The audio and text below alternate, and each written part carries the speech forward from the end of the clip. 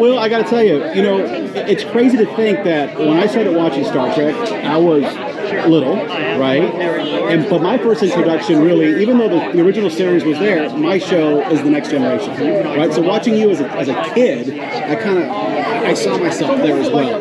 But did you think that 30 years later, you'd still be at it? When I was a kid, I was actually really afraid that 30 years later, this is what I would be talking about. I didn't understand when I was a teenager what an incredible privilege and what an incredible gift it is to be part of, not something like Star Trek, to be part of Star Trek. There's not a lot of cultural touchstones globally that have existed for over 50 years. And to be part of Star Trek, to be part of talking about it now, to be here as a 50-year-old man, part of the legacy of Star Trek, getting to watch these amazing young actors who are all part of the new Star Trek shows, getting to look at them and know that I helped put a little bit of cement into the foundation that they're building their house on right now is an incredible privilege, and it just fills me with joy. Now, I love watching you on the Ready Room. I really do. Thank you. Okay, but listen, the Traveler appeared, yep. Right? And the Picard. Are we going to see more of the Traveler? I don't know. It's not up to me. Listen, no one believes you, though. I know. No one believes you. Look, all I can do is tell you the truth. I don't know, and if I knew, I wouldn't. You were saying you were going to be in it, and you were in it. That's not true. I kept saying people said, "Are you going to be in season 3?" And the answer was, "No, I'm not." I was never misleading. I never tricked anybody. I simply answered the questions honestly, which I'm doing right now. There's no Wesley in season 3 of Picard. I wish that I could tell you differently. I don't know if and when he will appear again, but if and when he does, it will be amazing.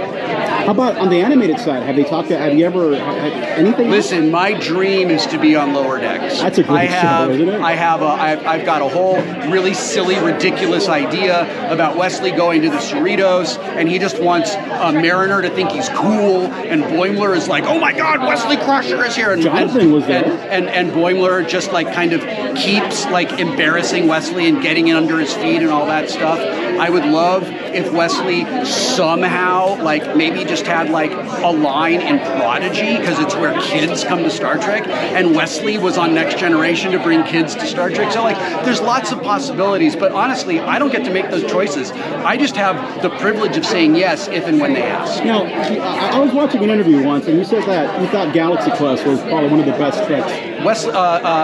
Galaxy Quest is the best Star Trek movie ever made. I was telling that to someone earlier that's what you said. I love that movie. Yeah. Now, there is a Galaxy Quest TV show gearing up, isn't there? Not that's news to me, but awesome. Okay. I was fishing to see if you said something, if you knew anything. No. Alrighty. Right, Ready Room, you're gearing up for the next season? We are, yeah. So tomorrow, we're going to have some people from Star Trek Prodigy in the Ready Room, and then we're going to be on a little bit of a break. I get to take a vacation, and then we're going to be back in the Ready Room either for the 3rd season of Picard or the 2nd season of Strange New Worlds. I don't know what's next in our production calendar. All right, so besides Trek, what's your favorite show on TV right now? Severance. Okay. Severance with Sandman is an incredibly close second. And it's only second because I haven't finished it yet. Sandman? Yeah. Well, there's that bonus episode, too. I know. Yeah, it's pretty sick. Yeah. DC or Marvel fan? I was a DC Prestige / New format, which eventually became the Vertigo line. I really liked Marvel for a really long time. I was a Spider-Man nerd when I was a kid and a giant X-Men nerd when I was in my teens. I have drifted away from the major superhero cinematic universes.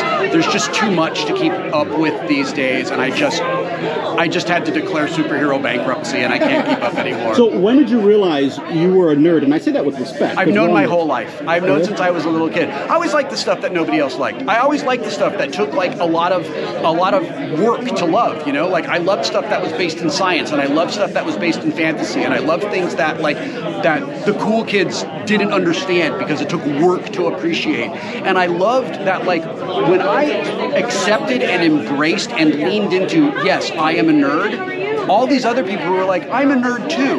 Like, I found all my people. I found all my friends. I found a place where I could just be myself, where I could exist and be comfortable. One of the reasons I speak so much about how awesome it is to be a nerd, and one of the reasons I talk a lot about how being a nerd is not the way, it's not about what you love, it's about the way you love it. Somebody who dresses up in Star Trek cosplay to go to a con is doing the same thing that a fan of a football team is doing when they go to Lambeau Field in November